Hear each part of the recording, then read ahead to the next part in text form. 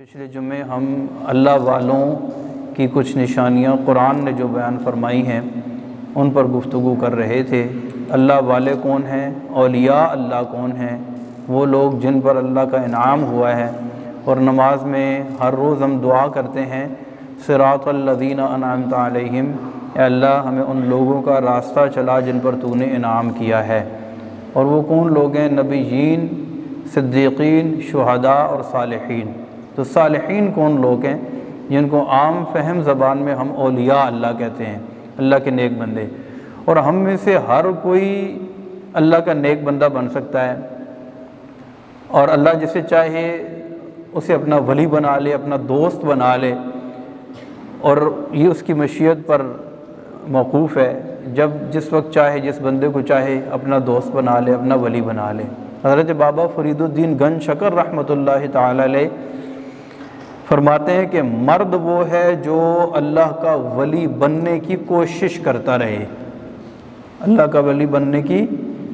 اب ہم میں سے کوئی بھی بندہ مسلمان کوشش کرے اللہ کی بارگاہ میں اللہ کو راضی کرے، تقوی پرہیزگاری اختیار کرے، اور یہ اوصاف اپنے اندر پیدا کرے کہ جو اللہ تبارک و تعالیٰ نے قرآن میں بیان فرمائی۔ سورہ فرقان کا آخری رکوع ہے، وہ 12 نشانیاں اس میں اللہ تبارک و تعالیٰ نے اپنے نیک بندوں کی نشانیاں بیان فرمائیں، اور انہیں عباد الرحمن کہہ کر مخاطب فرمایا، ذکر فرمایا۔ وعباد الرحمن الذین یمشون علی الارض ہونا، کہ رحمان کے بندے، یعنی اللہ کے وہ بندے جو اللہ کے مقربین ہیں، اللہ کے نیک بندے ہیں، اولیاء اللہ ہیں، صالحین ہیں، ان کی نشانیاں یہاں پر بیان فرمائی گئی ہیں۔ آج بدقسمتی کے ساتھ چونکہ فتنوں کا دور ہے، ہر وہ شے جس کی قدر و قیمت زیادہ ہوتی ہے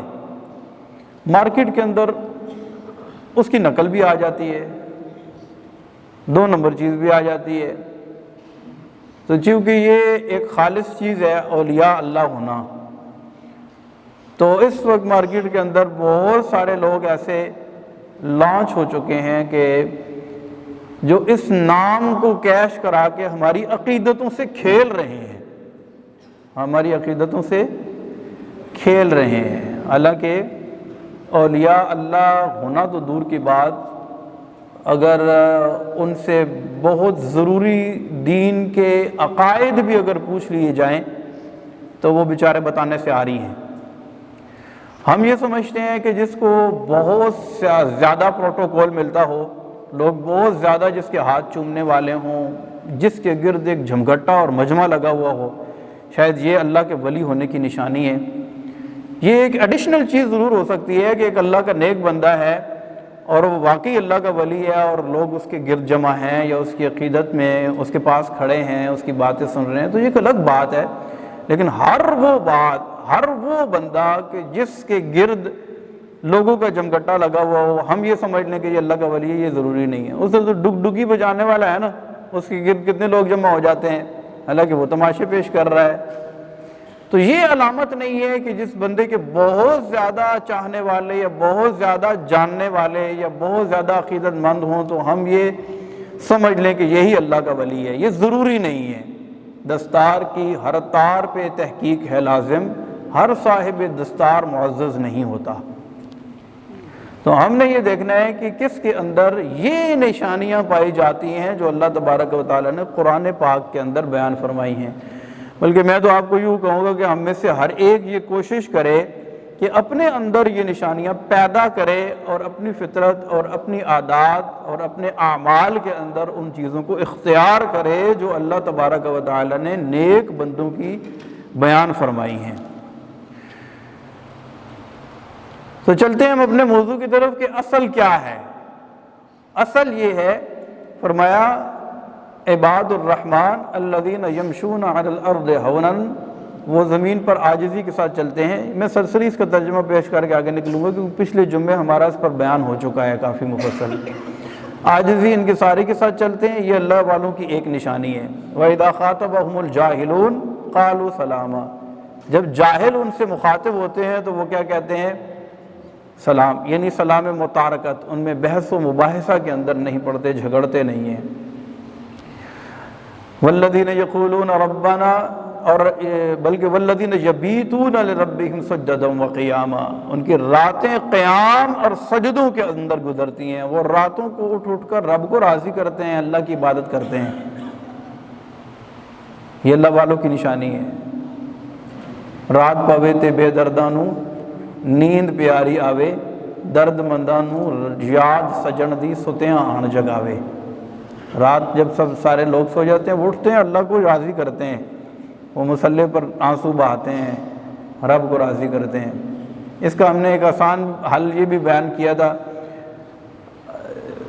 کہ ایک تو یہ ہے کہ لمبی راتیں ہیں، تہجد کی عادت بنائیں، تہجد کے ٹائم میں اٹھیں اور تہجد کی نماز ادا کریں، ورنہ عشاء کی نماز اور فجر کی نماز ضرور جماعت کے ساتھ ادا کریں، کہ یوں بھی حدیث پاک میں آتا ہے کہ جو بندہ عشاء اور فجر جماعت کے ساتھ ادا کرتا ہے، اللہ تبارک و تعالیٰ اس کو ساری رات عبادت کرنے کا ثواب عطا فرما دیتا ہے۔ یہ حدیث پاک کا مفہوم ہے۔ سب حضرات نیت کریں، انشاءاللہ ہم فجر بھی جماعت کے ساتھ پڑھیں گے، عشاء بھی پڑھیں گے، باقی بھی پڑھیں گے، لیکن یہ خاص طور پر رات ساری عبادت کرنے کا اس میں ثواب ہے۔ اب کیا ہوگا؟ رات عبادت کرتے ہیں اللہ والے، نمازیں پڑھتے ہیں، تہجد بھی پڑھتے ہیں، سب کچھ کرتے ہیں، پھر وہ کیا کرتے ہیں؟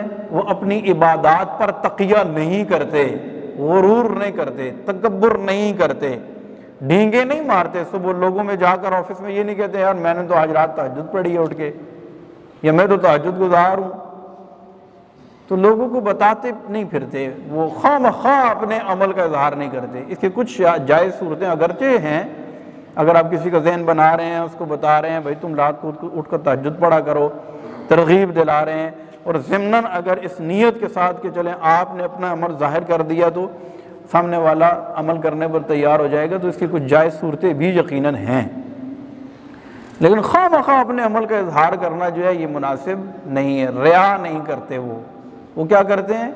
وہ اپنے عمل پر غرور اور تکبر کرنے کے بجائے یقولون ربنا اصرف عنا عذاب جہنم ان عذابها کان غراما، اللہ کی بارگاہ میں دعا کرتے ہیں مولا میری عبادت کچھ بھی نہیں ہے، میں تو کچھ بھی نہیں ہوں، میرے اندر کچھ بھی نہیں ہے، یا اللہ میں تو ڈرتا ہوں تو مجھے اپنے عذاب میں مبتلا نہ کر دے، یا اللہ اس عذاب کو ہم سے پھیر دے جو کہ گلے کا پھندا ہے۔ انہا ساعت، یعنی یہ اتنا برا ہے، میرے آقا صلی اللہ علیہ وسلم نے ارشاد فرمایا کہ اگر جہنم کو ایک سوئی کے ناکے کے برابر بھی اگر لوگوں پر کھول دیا جائے تو اس کی تپش اور اس کی تکلیف سے ساری مخلوق ہلاک ہو جائے، یہ اتنا دردناک عذاب ہے۔ یعنی اللہ والوں کی شان یہ نہیں ہے کہ وہ بس دوزخ کا تمسخر اڑانا شروع کر دیں، یا اپنے مریدوں کے بس اب تو تمہاری بخشش ہی بخشش ہے، بلکہ کیا ہے؟ وہ خود بھی ڈرتے ہیں اور اپنے متعلقین اور اپنے مریدین کو بھی کس سے ڈراتے ہیں؟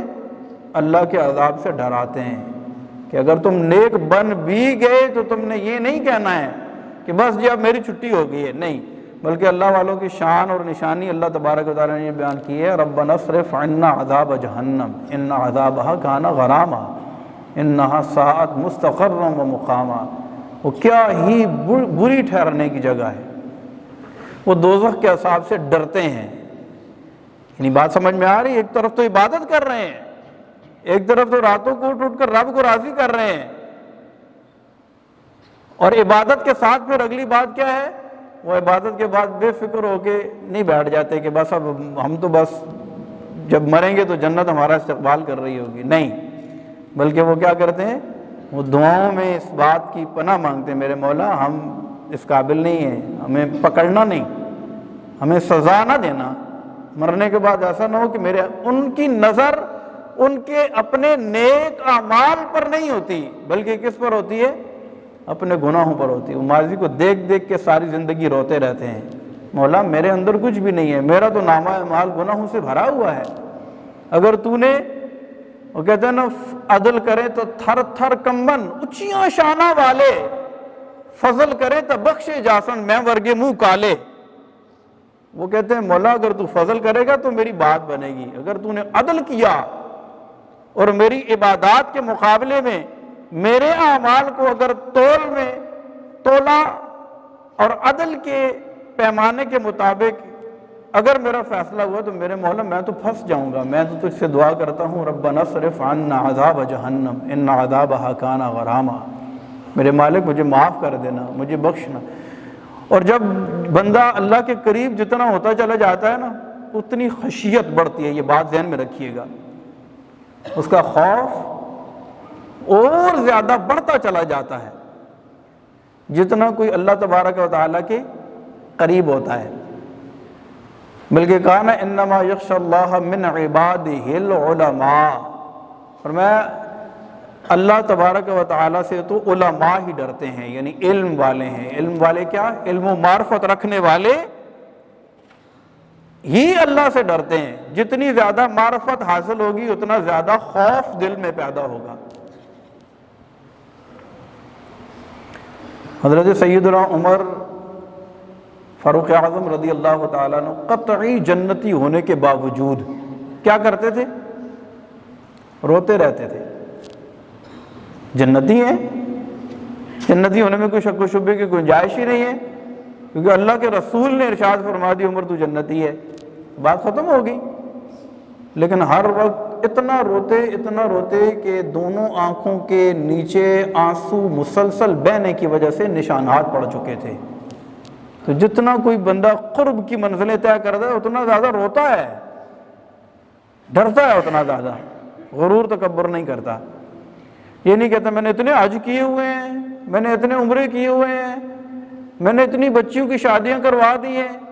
نیکیاں تو یاد کرتا ہے لیکن گناہ بھول جاتا ہے. بلکہ آپ نے سنا ہوگا نیکی کر دریا میں ڈال, سنا ہے نا یہ نیکی کر دریا میں. تو یہ اللہ والوں کی شان ہے کہ وہ نیکی کر کے بھول جاتے ہیں میں نیکی کی بھی ہے, میں نے کی نہیں, پتہ نہیں جو کی ہے وہ قبول ہوئی ہے نہیں ہوئی ہے. تو گناہوں کو یاد رکھتے ہیں, وہ میں نے جو اتنے گناہ کیے ہیں نا اگر ان پر پکڑ ہوگی تو میرا کیا بنے گا.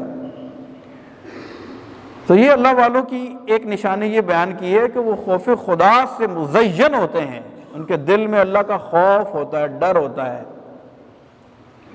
اور پھر ارشاد فرمایا والذین اذا انفقوا لم یسرفوا ولم یقتروا وکان بین ذلک قواما. ایک اور نشانی اللہ والوں کی یہ بیان کی کہ جب وہ اللہ کی راہ میں خرچ کرتے ہیں, مال خرچ کرتے ہیں, تو وہ نہ بہت زیادہ فضول خرچی کرتے ہیں اور نہ بخل سے کام لیتے ہیں, بلکہ اس کے بین میں درمیان میں میانہ روی سے مال خرچ کرتے ہیں. مال جو ہے یہ اللہ تبارک و تعالیٰ کا ایک فضل بھی ہے. وَابْتَغُوا مِنْ فَضْلِهِ, اللہ تبارک و تعالیٰ نے فضل قرار دیا نا مال کو. جو مال حلال طریقے سے کمایا جاتا ہے یہ اللہ کا فضل ہے. مال ہمیشہ برا ہی نہیں ہوتا. بعض لوگ مال کی اتنی مذمت بیان کرتے ہیں, کرنی بھی چاہیے. مال ایک فتنہ ضرور ہے, بندے کو اللہ کی یاد سے غافل کر دیتا ہے, اسی لیے مال کو اولاد کو فتنہ یعنی آزمائش کہا گیا ہے. لیکن ہم مطلق یہ کہیں کہ جس کے پاس بھی پیسہ ہے تو وہ برا ہی برا ہے. تو پیسے کے ساتھ بہت سارے آپ نیک اعمال کرتے ہیں. اب مجھے بتائیں کہ پیسوں کے بغیر حج کر سکتے ہیں آپ؟ حج کر سکتے ہیں آپ پیسوں کے بغیر؟ نہیں کر سکتے. عمرہ نہیں کر سکتے. پیسہ ہوگا تو آپ مال میں سے زکوٰۃ دیں گے, صدقہ و خیرات کریں گے, غریبوں کی مدد کریں گے. پیسہ ہوگا تو سوال کرنے سے بچیں گے, اپنی اچھی سواری ہوگی, پہننے کے لیے اچھے کپڑے ہوں گے, رہنے کے لیے اچھا مکان ہوگا. تو یہ چیزیں تو بری نہیں ہیں, حالانکہ ان کا تعلق خالصتاً مال کے ساتھ ہے. اچھا, مال کمانے کے طریقے تو سیکھنے کے لیے ہم بے چین رہتے ہیں. نئے نئے طریقے, نئی نئی اسکیمیں, نئے یعنی کہ آئیڈیاز ہم دل میں ذہن میں سوچتے رہتے ہیں, اور کئی دفعہ ان کو سیکھتے بھی ہیں. باقاعدہ مارکیٹنگ کے اصول سیکھتے ہیں یا پیسہ کس طریقے سے کمایا جائے. تو پیسہ کمانے کا فن جاننے کے لیے تو ہم سب بے چین ہیں, یار اس فن میں مجھے مہارت حاصل ہو جائے. ہم سب کوشش کرتے ہیں نا پیسہ کہاں سے اس کو بڑھایا جائے. کسی کے پاس لاکھ ہے تو کہتے ہیں 2 ہو جائے, کسی کے پاس 4 ہے تو کہتے ہیں 8 ہو جائے, کسی کے پاس کروڑ ہے تو کہتے ہیں 2 کروڑ ہو جائے. تو یہ ہرس بھی بڑھتی چلی جاتی ہے. اور آئے دن ہم سوچتے رہتے ہیں کہ یار یہ اتنا پیسہ ہے، اس کو کہاں انویسٹ کروں کہ یہ بڑھ جائے۔ پچھلے جمعے نے سود کے موضوع پر بھی بات کی تھی۔ تو یہ مال کی محبت ہی اس چیز کا سبب بنتی ہے کہ یہ بعض اوقات ہمیں حرام ذرائع کی طرف لے جاتی ہے، اور سود اور مختلف دوسری چیزوں کی طرف بھی لے جاتی ہے، کیونکہ مال کی محبت جب غالب آ جاتی ہے تو بندہ جو ہے وہ سفید سیاہ، اچھا برا، حرام حلال، اس کی تمیز چھوڑ دیتا ہے۔ پھر تو مال کو بڑھانے کے لیے تو ہم ہر روز ترکیبیں سوچتے رہتے ہیں۔ کیا کبھی یہ فن سیکھنے کی بھی کوشش کی ہے کہ اس کو خرچ کیسے کیا جائے؟ جب ہم قیامت کے روز اللہ کی بارگاہ میں پیش ہوں گے، صحیح حدیث پاک میں آتا ہے، میرے آقا صلی اللہ علیہ وسلم نے ارشاد فرمایا کہ بندہ اس وقت تک قدم نہیں ہٹا سکے گا جب تک کہ اس سے 4 سوال نہ کر لیے جائیں۔ ان میں ایک سوال یہ ہوگا کہ مال کس طرح کمایا اور کس طرح خرچ کیا۔ مال کس طرح کمایا اور کس طرح خرچ کیا۔ تو کمانے کے طریقے تو ہم سیکھتے رہتے ہیں، کہ خرچ کرنے کا طریقہ بھی کبھی سیکھنے کی کوشش کی ہے؟ تو خرچ کرنا بھی ایک فن ہے۔ وہ کیا ہے؟ اذا انفقوا لم يسرفوا ولم يقتروا وكان بين ذلك قواما۔ یہ قرآن نے ہمیں طریقہ بتایا ہے کہ نہ تو وہ فضول اڑا دیتے ہیں اور نہ یہ کہ بخل سے کام لیتے ہیں، بلکہ اس کے درمیان میں میانہ روی سے مال کو خرچ کرتے ہیں۔ فضول اڑانے کا مطلب کیا ہے؟ کہ معصیت کے کاموں میں مال کو خرچ کرنا، گناہ کے کاموں میں مال کو خرچ کرنا، یہ فضول اڑانا ہے۔ اور ایک بزرگ نے کہا کہ لا اسراف فی الخیر، اور ایک اور دوسرے بزرگ نے کہا کہ لا خیر فی الاسراف، کہا کہ اسراف کے اندر کوئی خیر نہیں، اور پھر کہا کہ خیر کے اندر کوئی اسراف نہیں ہے، یعنی مال کو ضائع کرنے میں کوئی اچھائی نہیں ہے اور اچھائی کے اندر کوئی مال ضائع کرنا نہیں ہے۔ بڑا ہی یہ جامع ایک جملہ ہے، یعنی اچھائی کے کاموں میں خرچ کرنا یہ اسراف نہیں ہے، اور فضول مال کو اڑانا یہ اسراف ہے، اور یہ مالی توازن کو بگاڑ دیتا ہے۔ جیسے اس کی بہت ساری مثالیں پیش کی جاتی ہیں۔ ہمارے یہاں شادی بیاہ کے اندر کچھ فضول قسم کی رسومات اتنی شامل ہو گئی ہیں کہ جب تک ان کو پورا نہ کیا جائے ہماری ناک کٹ جاتی ہے، ہم اپنی بے عزتی تصور کرتے ہیں معاشرے کے اندر۔ ہم کہتے ہیں یار ہم کسی کو منہ دکھانے قابل نہیں رہیں گے یہ نہ کریں گے تو ان میں کچھ ایسی ہیں جو حرام و ناجائز ہیں، تو اس کو ڈیفینیٹلی ہر کوئی اسراف ہی کہے گا۔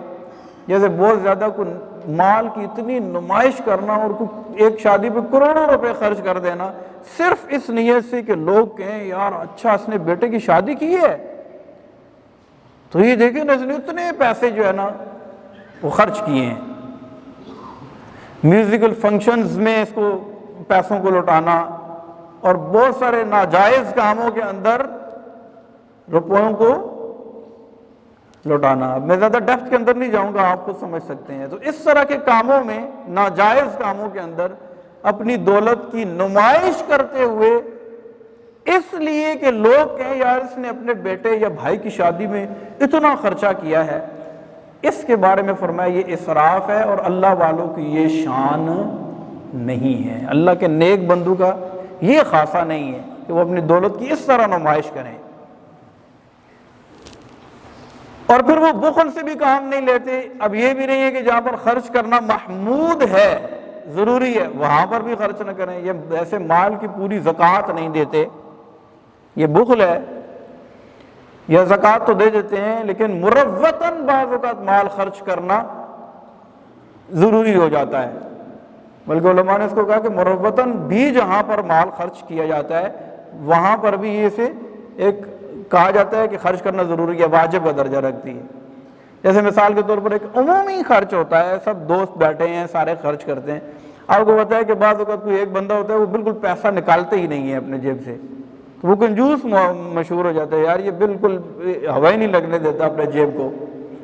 تو جہاں پر مروتاً بھی خرچ کرنا مناسب ہوتا ہے تو وہ اس میں بخل نہیں کرتا، کنجوسی نہیں کرتا۔ حج فرض ہو جاتا ہے تو وہ وقت پر حج کرتا ہے، یہ نہیں دیکھتا کہ بس میں اب یہ کام کر لوں اس کے بعد حج کروں گا، ایسا نہیں کرتا، بلکہ حج فرض ہو گیا ہے تو یہ مال اللہ نے دیا ہے اور اس کو اس کے راستے میں خرچ کرنے میں بخل سے کام نہیں لینا ہے، بلکہ اس کا دیا ہوا مال ہے، اگر افورڈ کر سکتے ہیں تو حج کریں۔ اسی طرح مال کو جہاں جہاں خرچ کرنا مناسب ہے اور شریعت کا تقاضا ہے وہاں پر خرچ کرنے سے وہ بخل سے کام نہیں لیتا۔ یہ بھی اللہ والوں کی نشانی ہے۔ اور ایک اگلی نشانی یہ بیان کی والذین لا یدعون مع اللہ الہا آخر، اور وہ اللہ کے ساتھ کسی کو شریک نہیں ٹھہراتا، اللہ کے سوا کسی کو عبادت کے لائق نہیں سمجھتا۔ نہ وہ شرک فی العبادت کرتا ہے، نہ شرک فی الذات، اور نہ شرک فی الصفات، یعنی اللہ کے علاوہ کسی کو عبادت کے لائق سمجھ لینا یہ شرک فی العبادت ہوتا ہے، اور اللہ کے علاوہ اللہ کی ذات کے ساتھ کسی کو شریک ٹھہرانا یہ شرک فی الذات ہے، اور ایک شرک فی الصفات ہوتا ہے۔ اس میں عام طور پر لوگ کنفیوز ہو جاتے ہیں، یار اس کا مطلب کیا ہے؟ جیسی اللہ کی صفات ہیں اس طرح کی صفات کسی میں مان لینا، یہ شرک فی الصفات ہوتا ہے۔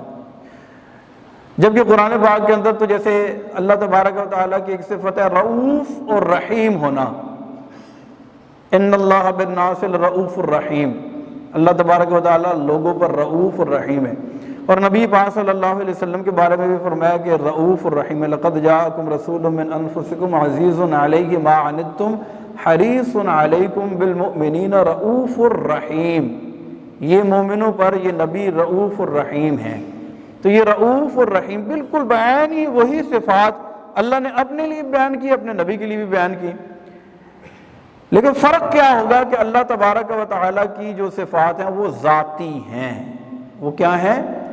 اللہ تبارک و تعالیٰ کی صفات ذاتی ہیں، اور اللہ کے نبی کی جو صفات ہیں وہ کیا ہیں؟ وہ عطائی ہیں، وہ اللہ نے ان کو عطا کی ہیں۔ اور بھی بہت سارے فرق ہیں۔ تو اللہ تبارک و تعالیٰ کی نہ ذات کے اندر وہ شرک کرتے ہیں، نہ صفات کے اندر شرک کرتے ہیں، اور نہ ہی عبادت کے اندر کسی اور کو عبادت کے لائق سمجھتے ہیں۔ تو یہ ترتیب وار اللہ والوں کی نشانیاں یہ بیان کی جا رہی ہیں۔ اور پھر آگے کیا فرمایا؟ وَلَا يَقْتُلُونَ النَّفْسَ الَّتِي حَرَّمَ اللَّهُ إِلَّا بِالْحَقِّ وَلَا يَزْنُونَ، اور وہ قتل نہیں کرتے، نہ حق قتل، ایسا قتل جس کی قتل کرنے کا اللہ تبارک و تعالی نے جس کو حرام قرار دی، من قتل نفسا بغیر نفس او فساد فی الارض فکأنما قتل الناس جميعا، جس نے کسی ایک جان کو قتل کیا، کہا کہ گویا اس نے پوری انسانیت کو قتل کر دیا، تو وہ قتل کے گناہ سے بچتے ہیں۔ ولا یزنون، اور وہ زنا نہیں کرتے، زنا سے دور رہتے ہیں۔ اور ایک مقام پر فرمایا لا تقربوا الزنا، زنا کے قریب تک نہ جاؤ۔ وَمَن يَفْعَلْ ذَلِكَ يَلْقَ أَثَامًا، اور اگر کوئی اس کام کے اندر، ان کاموں کے اندر مبتلا ہو جائے تو وہ اپنی سزا بھگتے گا۔ يُضَاعَفْ لَهُ الْعَذَابُ يُضَاعَفْ لَهُ الْعَذَابُ يَوْمَ الْقِيَامَةِ وَيَخْلُدْ فِيهِ مُهَانًا، اور اس کے عذاب کو بڑھا دیا جائے گا۔ یعنی اگر وہ کافر ہے، مشرک ہے، مرنے کے بعد پھر اسے ان اعمال کا بھی جواب دینا اور اس کی سزا بھگتنی پڑے گی۔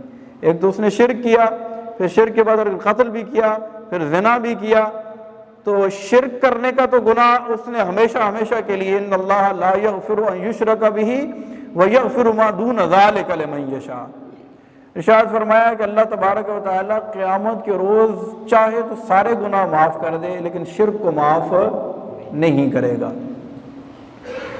تو شرک بھی کیا اس نے، پھر قتل بھی کیا، زنا بھی کیا، تو اس کا بھی گناہ ملے گا اور اس کا بھی گناہ، اس کی بھی سزا بھگتنی پڑے گی۔ لیکن آگے جو ایک بات ارشاد فرمائی الا من تاب وآمن وعمل عملا صالحا فاولئک یبدل اللہ سیئاتہم حسنات، مگر وہ کہ جو توبہ کر لے اور ایمان لے آئے پھر نیک اعمال کو اختیار کرے تو اللہ تبارک و تعالی اس کے گناہوں کو نیکیوں سے بدل دے گا۔ یعنی کتنی خوبصورت بات یہاں پر کی کہ اگر کوئی ان گناہوں کے اندر مبتلا ہو گیا تو یہ مت سوچے کہ اب تو میں کبھی بھی اللہ کا نیک بندہ نہیں بن سکتا ہوں، اب تو میں کبھی بھی اللہ کا ولی نہیں بن سکتا ہوں، بلکہ ہماری تاریخ سے بھری ہوئی ہے کہ بہت سارے ایسے جو گناہگار ترین لوگ تھے، انہوں نے اللہ کی بارگاہ میں سچی توبہ کی تو اللہ تبارک و تعالیٰ نے ان کو اپنا ولی بنا لیا۔ ٹائم ختم ہو گیا، ورنہ اس ٹاپک کو انشاءاللہ ہم آگے چلائیں گے۔ میں ذرا دہرا دیتا ہوں کہ اللہ والوں کی نشانیاں کون کون سی ہم نے ابھی تک سنی ہیں اس کے اندر، اور یہ سورہ فرقان کا آخری رکوع ہے، اپنے طور پر آپ اس کا ترجمہ تشریح پڑھ بھی سکتے ہیں۔ اللہ ہمیں اپنے اندر یہ نشانیاں پیدا کرنے کی توفیق عطا فرمائے۔ کون سی ہیں؟ وعباد الرحمن الذین یمشون علی الارض ہونا واذا خاطبهم الجاہلون قالوا سلاما، وہ زمین پر عاجزی سے چلتے ہیں، جاہل ان سے مخاطب ہو تو ان سے بحث نہیں کرتے، سلام متارکت کرتے ہوئے گزر جاتے ہیں، ان سے جان چھڑاتے ہیں۔ والذین یقولون ربنا والذین یبیتون لربہم سجدا وقیاما، ان کی راتیں سجدوں اور قیام کے اندر گزرتے ہیں۔ والذین یقولون ربنا اصرف عنا عذاب جہنم ان عذابها کان غراما، پھر وہ کیا کرتے ہیں؟ اللہ سے خوف اور خشیت کے ساتھ دعا مانگتے ہیں، مولا جہنم کے عذاب سے ہمیں محفوظ فرمانا۔ اور پھر کیا کرتے ہیں؟ والذین اذا انفقوا لم یسرفوا ولم یقتروا وکان بین ذلک قواما، اور جب وہ مال خرچ کرتے ہیں تو بخل سے کام نہیں لیتے اور نہ ہی فضول خرچی کرتے ہیں، بلکہ اس کے بین رہ کر اپنے مال کو خرچ کرتے ہیں۔ اس کے بعد فرمایا کہ وہ شرک نہیں کرتے، پھر وہ قتل نہیں کرتے، پھر وہ زنا نہیں کرتے، اور پھر فرمایا کہ اگر یہ سب کچھ کر بھی لیا، پھر بھی اگر توبہ کر کے اللہ تبارک و تعالیٰ کی بارگاہ میں پھر ایمان لا کر نیک اعمال کریں گے تو پھر ان کے لیے مغفرت اور بخشش کی نوید اور بشارت بھی ہے، اور اللہ بخشنے والا مہربان ہے۔